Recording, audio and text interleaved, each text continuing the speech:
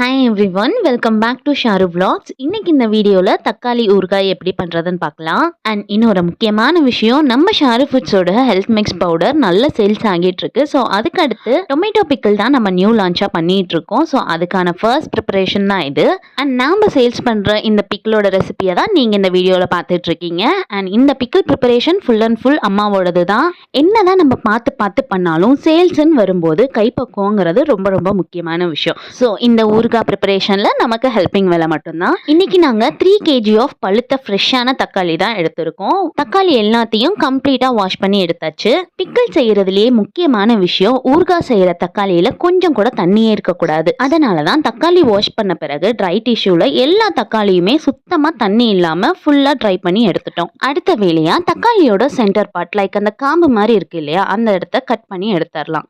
ஊறுகாய் செய்யறதுக்குன்னு இல்லாமல் தக்காளியை எதுக்கு யூஸ் பண்ணாலுமே எப்பயும் சென்டர் பார்ட்டை கட் பண்ணி யூஸ் பண்ணுறது தான் ரொம்பவே நல்லது. இந்த ஊறுகாய்க்கு அம்மா செய்யறதுக்கு முக்கியமான காரணமே இதுதான். பார்த்தாலே தெரியும், நான் ஒரே ஒரு பல்லு பூண்டோட தோலை உரிக்கிறதுக்குள்ள அவங்க 3 தக்காளியோட வேலையை முடிச்சிடுறாங்க. படப்படன் எல்லா தக்காளியோட சென்டர் பார்ட்டையும் கிளியர் பண்ணிட்டு ஃபுல்லா கட் பண்ணி எடுத்தாச்சு. ரொம்ப ஃபைன் சாப்லாம் பண்ணணும்லாம் இல்ல, ஒரு தக்காளியை 4 பீஸா போட்டாலே போதும். அண்ட் இந்த ஊறுகால முக்கியமான இன்கிரிடியன்ஸுங்கிறதே இவ்வளவுதான். 3 கிலோ தக்காளி எடுத்திருக்கிறதுனால 1/4 கிலோ பூண்டு. அண்ட் புளியோட ரேஷியோ எப்படின்னா 1 கிலோ தக்காளிக்கு 100 கிராம் புளி. அண்ட் இங்க கடுகும் வெந்தயமும் வறுத்து பொடியாக்கணும். இதோட ரேஷியோ எப்படின்னா 1 கிலோ தக்காளிக்கு 1 டீஸ்பூன் வெந்தயம், 2 டீஸ்பூன் கடுகு. இதுதான் இதோட அளவு. ஸோ ஃபர்ஸ்ட் ஸ்டெப்பா கடாயில வெந்தயமும் கடுகும் சேர்த்து நல்லா வறுத்து அதை நம்ம பொடி பண்ணி எடுத்து வச்சுக்கலாம். அடுத்ததா நம்ம தக்காளியை சாட்டே பண்ணணும். அதுக்கு ஏத்த மாதிரியான வெசல் சின்னதாவோ பெருசாவோ எடுத்துக்கோங்க, உங்க அளவுக்கு ஏத்த மாதிரி. அதுல ஆயில் நல்லா ஹீட் ஆனதும் நம்ம கட் பண்ணி வச்சிருக்க தக்காளியை முழுசா சேர்த்திடலாம். முக்கியமா ஹேண்ட் வாஷ்லாம் பண்ணிடாதீங்க. பண்ணினா கையை நல்லா ட்ரை பண்ணிட்டு குக் பண்ணுங்க. இல்லைன்னா பெட்டர் ஆப்ஷனுக்கு கையை வைப் பண்றதுக்கு டிஷ்யூ ஆர் கிளாத் வச்சுக்கோங்க.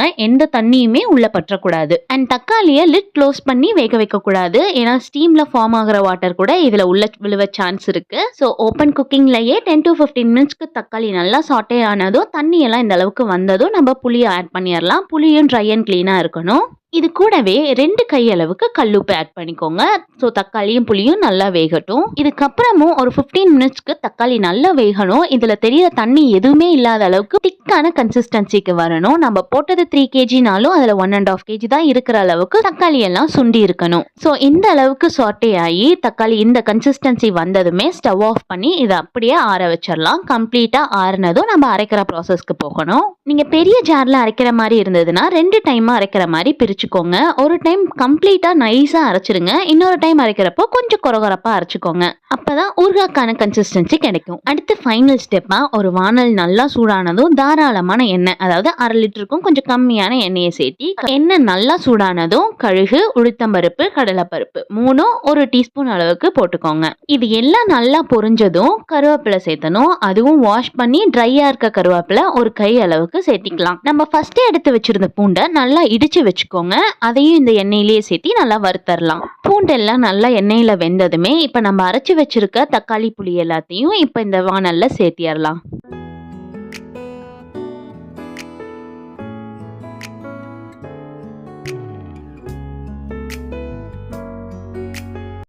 இப்போ இது கூடவே ஒரு 1/2 டீஸ்பூன் மஞ்சத்தூள், ஒரு 4 டீஸ்பூன் அளவுக்கு மிளகாத்தூள் சேர்த்திக்கலாம். இதே நீங்க கம்மியான குவான்டிட்டியில செய்யற மாதிரி இருந்துச்சுன்னா உங்க காரத்துக்கு ஏத்த மாதிரி கூட குறைச்சு சேர்த்திக்கோங்க. இப்போ தூளுப்பு ஒரு 2 டீஸ்பூன் அளவுக்கு சேர்த்திக்கோங்க. ஆல்ரெடி நம்ம கல்லுப்பு சேர்த்திருக்கோம். ஸோ உப்பு மட்டும் வேக வேக கொஞ்சம் கொஞ்சமா சேர்த்திக்கோங்க. நம்ம ஆல்ரெடி வறுத்து பொடி பண்ணியிருந்த கடுகு வெந்தயத்தூளை சேர்த்திடலாம். ஒரு 1/2 டீஸ்பூன் அளவுக்கு இருந்தால் போதும். அவ்வளவே தான், ஆடிங் எல்லாம் முடிஞ்சிருச்சு. இப்போ தக்காளி நல்லா சுண்டணும், ஊறுகாய் பதத்துக்கு வரணும். 15 to 20 மினிட்ஸ் கூட ஆகலாம். பக்கத்துலேயே இருந்து 2 மினிட்ஸ் ஒன்ஸ் கிளறி விட்டுட்டே இருக்கணும். அடிப்பிடிச்சிடவே கூடாது.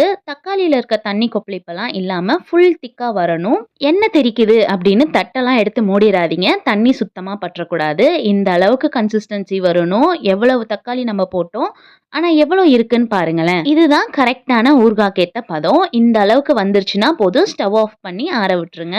அவ்வளோதான், நம்ம டேஸ்டான தக்காளி ஊறுகாய் ரெடி ஆயிடுச்சு. அண்ட் இதை பெருமைக்காக சொல்லல, தக்காளி ஊறுகாய் செஞ்சு நான் இந்த வாய்ஸ் கொடுக்குற கேப்லயே 1/2 kg சேல்ஸ் ஆயிடுச்சு. And நம்ம ஊறுகாவை 1.5 months ஸ்டோர் பண்ணலாம். ஆனா கண்டிப்பா அவ்வளோ நாள் வச்சிருக்க முடியாது. இதோட டேஸ்ட்டுக்கே 1 weekல காலி ஆயிடும். And very honestly and happily தக்காளி ஊறுகாய் அண்ட் ஹெல்த் மிக்ஸ் பவுடரோட ரிவ்யூஸ் எல்லாம் ரொம்பவே பாசிட்டிவா வந்துட்டு இருக்கு. ஸோ இன்னையில இருந்து நீங்களும் ஷாருக் ஃபுட்ஸ்ல இருந்து எல்லா ப்ராடக்ட்ஸுமே ஆர்டர் பண்ணிக்கலாம். ஸ்க்ரீன்ல தெரியுற நம்பருக்கு வாட்ஸ்அப் பண்ணுங்க. அண்ட் நம்ம சேனலுக்கு 1K சப்ஸ்கிரைபர் வந்திருக்காங்க. அதுக்கு கண்டினியூஸா லவ் அண்ட் சப்போர்ட் கொடுக்குற எல்லாருக்கும் ஹார்ட் ஃபெல்ட் தேங்க்யூ. இதே போல கண்டினியூஸான லவ் அண்ட் சப்போர்ட்டை நியூவா ஸ்டார்ட் பண்ணிருக்க நம்ம ஷாருக் ஃபுட்ஸ்க்கு கொடுப்பீங்கன்னு எதிர்பார்க்கிறேன். ஐ ஹோப் இந்த வீடியோ உங்களுக்கு பிடிச்சிருக்கும்னு நினைக்கிறேன். மறக்காம நம்ம வீடியோக்கு லைக் அண்ட் ஷேர் பண்ணிருங்க. நம்ம சேனலை சப்ஸ்கிரைப் பண்ணிடுங்க.